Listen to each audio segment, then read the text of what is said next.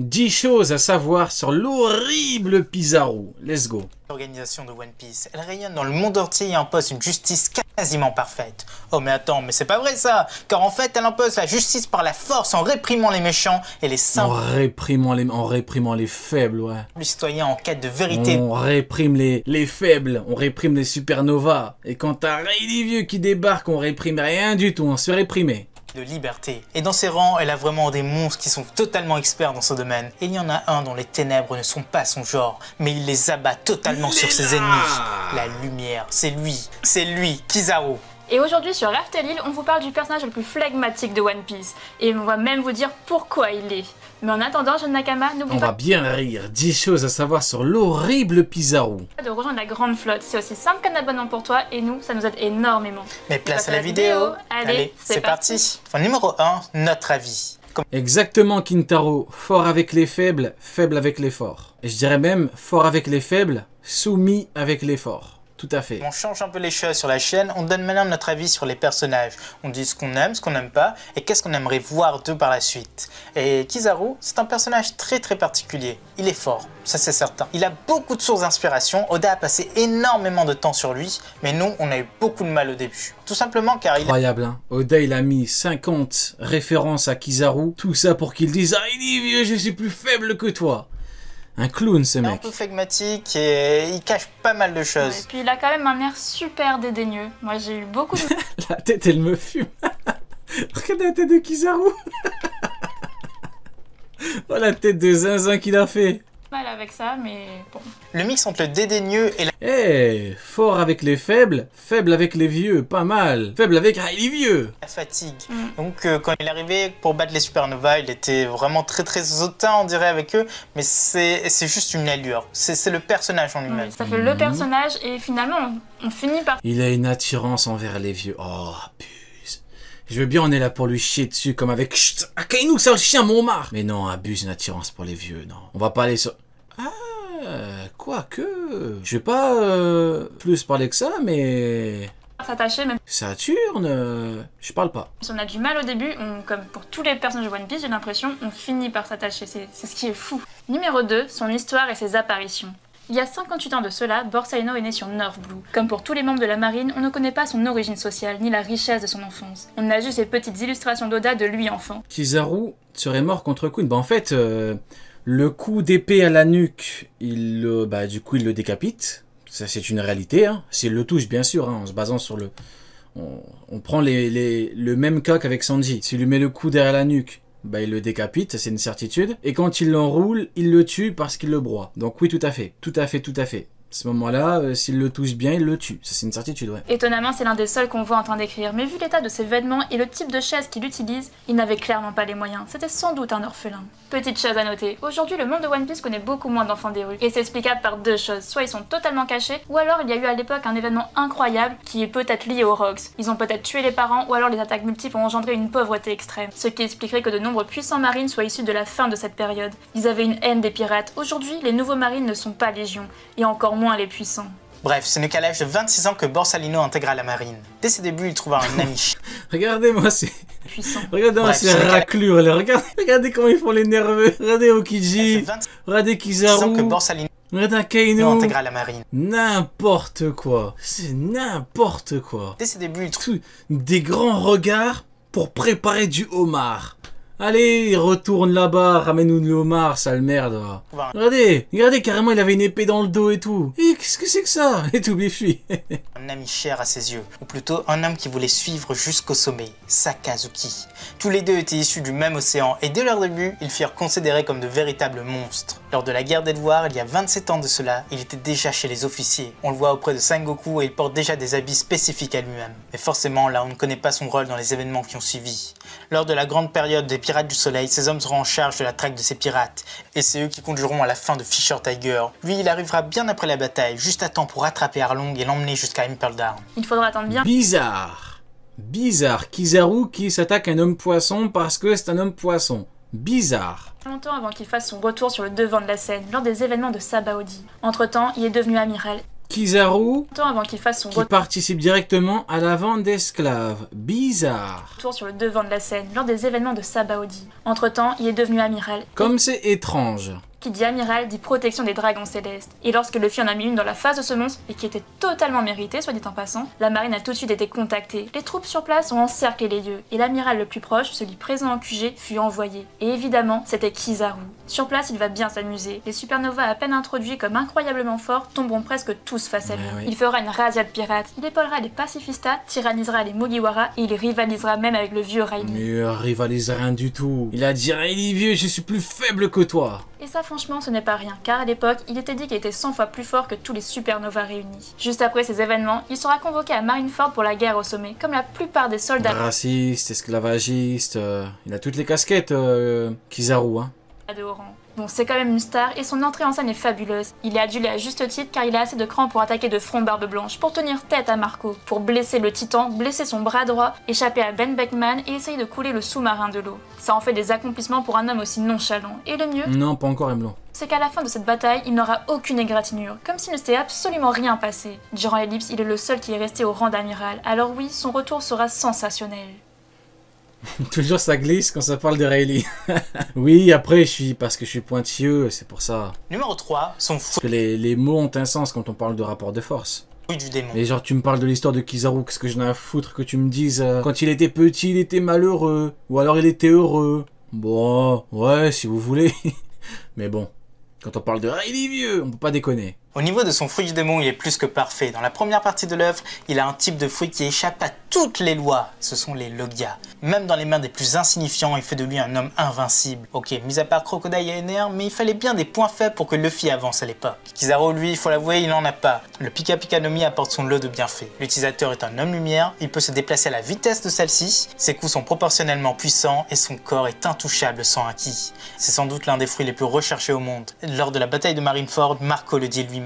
Alors que celui-ci rétorque que le fruit du phénix est encore plus rare. Numéro 4, la devise. La devise de Kizaru est la justice modérée. Là-dedans, il y a pas mal de choses à comprendre. Tout d'abord, Comment ça, aucun point faible? Ouais, aucun point faible, ouais, parce qu'il faut juste du haki pour le taper, quoi. Ouais, il partage ça avec quand même pas mal de monde, mais ouais. c'est que c'est un homme de compromis. Après, les Logia, c'est vrai que c'était fort, surtout à l'époque, hein. Logia, à l'époque, t'as pas de haki, t'es foutu. Heureusement que Luffy contre Crocodile, il a pu gérer autrement, et contre Ener, il a pu gérer autrement. Mais sinon, c'est vrai que les Logia, quand t'arrives dans des endroits où tout le monde est faible, bah, t'es le patron. Comme un Smoker, hein. Smoker qui joue le shérif là. S'il joue le shérif à Lockdown, c'est uniquement parce que c'est un Logia et que les gens n'ont pas de haki sur Lockdown. Sinon, c'est qui Smoker? Garde toujours cette distance avec les extrêmes. C'est un C'est qui? suiveur modéré. Quand Sengoku, Akainu ou Aokiji prenaient des décisions, il accomplissait son devoir sans grande conviction. Ça veut aussi dire qu'il n'aime pas se fouler. Faire le minimum, c'est sa vision des choses. Comme le dit si bien Oda, il n'est pas un leader. Numéro 5, le bras droit. Et là, ça fit parfaitement avec le point précédent. Regardez sa tête, elle me fume. C'est une dinguerie. Kizaru, il faut toujours des têtes bizarres. Il n'est pas un leader, mais un second, et c'est celui d'Akainu. Ils ont intégré les Il est là, Omarman. forces de la marine ensemble, ils ont toujours eu de l'estime l'un pour l'autre, comme des amis, et lorsque Sakazuki est devenu Je te jure, il est perdu. amiral en chef, il est resté à ses côtés, exactement comme un soutien ou un second de Yonko. Garp en avait fait de même pour Sengoku. Exactement comme quoi? Exactement comme un soutien ou un second de Yonko.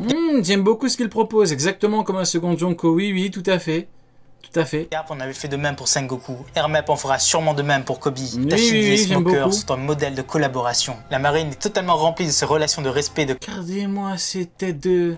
Tashigi et Smoker sont un modèle de collaboration. La marine est totalement remplie Regardez quand ils sont les nerveux, là. de relations. Ce serait pas Doberman, lui? C'est pas Yamakaji, lui? Vraiment des têtes. Heureusement que la marine les a recrutés, hein. Respect de camaraderie. Petit plus, Kizaru a peut-être une autre fonction dans la marine. Ça ne nous a pas échappé, il a un lien très particulier avec un nouveau marine, Sentamaru. En fait, c'est son neveu. Mais surtout Sentamaru Son neveu, et il n'a pas hésité à le gifler pour Saturne. Voilà, triste réalité. est lié à Vegapunk. Vegapunk, il a créé les pacifistas et il les a équipés des lasers de Kizaru. Ça veut dire que Kizaru a un lien très étroit avec Vegapunk. Peut-être qu'il est le chef de l'unité scientifique de la marine. Et Nakama, n'hésite pas à laisser un petit like si tu as apprécié la vidéo jusqu'ici, à laisser un commentaire et à t'abonner. J'aime bien, dommage, ça manque un petit peu de chiage. Ça se dit pas, mais bon, pas grave. De chiage sur Kizaru, sinon pas mal, pas mal. Ce n'est pas déjà fait. Les gens devraient apprendre à chier sur les amiraux. C'est ce qui manque un petit peu. Numéro 6, le puissant. À quel point Kizaru est puissant? Ça revient à se demander le niveau de puissance d'un amiral, non? Eh bien, ça dépend de l'amiral, on a envie de dire. Mais du côté de celui-ci, c'est très haut. Il l'a montré à Marineford, il n'avait peur de personne. Il a voulu prendre la tête du roi très rapidement. Il a rivalisé avec Marco durant tout... Ah, là j'aime bien, il a rivalisé avec Marco. Voilà. Marineford, il n'avait peur de... On va oublier, allez, Riley vieux, c'est pas grave, c'est déjà oublié. Là j'aime bien, regardez, écoutez bien ce qu'elle dit. Il a voulu prendre la tête du roi très rapidement. Il a rivalisé avec Marco durant... Voilà, c'est pas compliqué à comprendre. Toute la bataille sans vraiment se faire toucher. Pour nous, il est au moins du niveau de second de Yonko. Il y a aussi une phrase récente de lui qui marque. J'aime beaucoup ce qu'elle propose, hein. C'est très intéressant, j'aime beaucoup. Il a appris l'alliance des Yonko, il a dit à Sakazuki qu'il pourrait aller s'en occuper personnellement s'il leur donnait. C'est carrément... Ah mais ça c'est de la folie. Est-ce que tu veux que j'y aille? Mais Akainu a peur des samouraïs de Wano, alors que là-bas t'as quoi? T'as Denjiro, t'as Okiku, t'as Kawamatsu. Bon... C'est un peu pour la peur de Wano, ce mec-là. On ne le pense pas capable d'une telle chose. Ouais. Dans sa vive carte, il est dit qu'il maîtrisait les 2 premières fois. Non, mais en vrai, quand tu regardes, l'équipage de Big Mom a été dégagé 2 fois par des secondes Yonko. King, il y avait Big Mom sur le bateau. Concrètement, elle était là, boum, dégagée. Et après, sans Big Mom, Marco a dégagé tout l'équipage, du coup, avec un coup de pied. Donc, peut-être que Kizaru s'est dit, bon, je pars avec une stratégie en mode je coule les navires. Mais en termes de combat, ça n'a pas de sens. Au bout d'un moment, il dit qu'il est plus faible que Rayleigh, donc ça n'a pas de sens. Forme du haki, mais rien n'est... Et oui, c'est forcément une menace, même pour un équipage entier. Vu que King est une menace pour l'équipage de Big Mom, avec Big Mom comprise. Pour l'instant sur le haki des rois. Et enfin, il est dit qu'il est tellement rapide que seuls ceux qui maîtrisent une forme très avancée du haki de l'observation peuvent le toucher. À l'époque, Katakuri n'avait pas encore révélé cette forme, alors oui, Oda l'avait déjà teasé. Il a même dit que Sanji est celui qui maîtrise le mieux le haki Kainu, il a peur qu'on vole son de l'observation dans l'équipage. Ça va le hanter, ça, le homard. Hein. Ah, Oda, il a vraiment été méchant. Ah, le homard, à l'histoire du homard, ça va rester accroché à sa botte...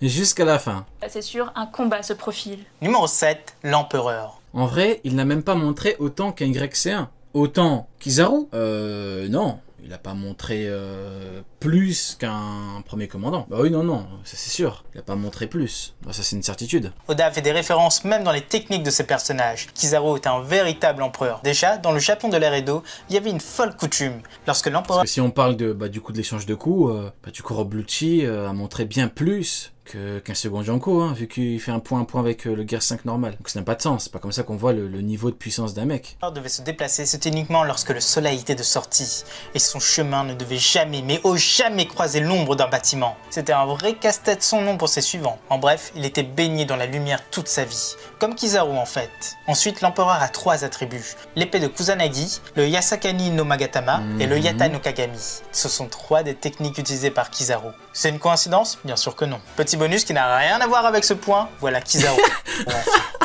Oh la dinguerie! Coïncidence? Bien sûr. Petit bonus qui n'a rien à voir avec ce point.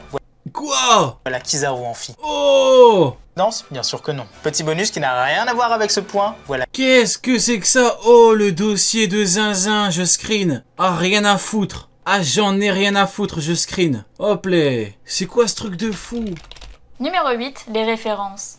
Sur Longring-Longlang, l'ombre de Kizaru apparaît avec un chapeau bien étonnant. En fait, c'est en référence à son nom, Borsalino, qui est un chapeau italien rendu populaire par les films de gangsters. Il a fallu attendre des centaines de chapitres pour voir sa vraie apparition sur Sabaody. Il faudra attendre encore plusieurs chapitres pour le voir dans le flashback de Jinbei, où là, il portera le Borsalino et sera un peu plus habillé en gangster. À l'époque, il s'arrête. Il était vice-amiral, il avait déjà mangé son fruit du démon. Et petit plus, son arrivée légendaire sur Sabaody en chevauchant un boulet de canon sort tout droit des aventures du baron de Munchausen. Numéro 9, inspiration.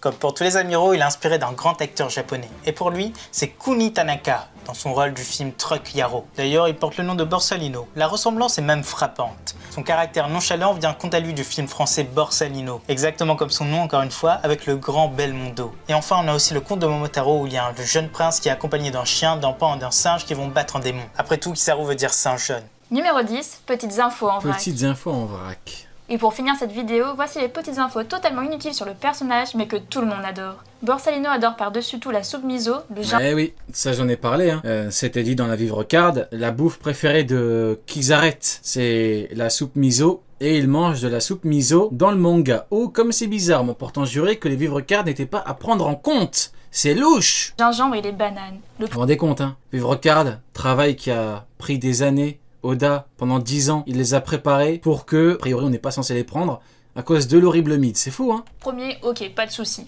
Le second, Le fameux M le maudit, hein. ça a peut-être un rapport à voir avec les empereurs asiatiques, car c'est un aphrodisiaque qui était souvent consommé par eux à l'époque pour pouvoir satisfaire toutes leurs concubines. Oui, on n'invente rien. Et les bananes, eh bien n'oubliez pas que c'est un singe jeune. Avant l'ellipse, il mesurait 3,02 m, il était le plus vieux des amiraux avec ses 56 ans. Maintenant, il est toujours plus vieux que Fujitora, 56 ans, le vieillard, hein. mais par contre pour Ryokugyu, là on ne sait pas. 56 ans, ce vieillard, il vient faire chier des jeunes sur Egghead. La honte, Kizaru. Bon, bah écoutez, on va se laisser sur ces quelques mots.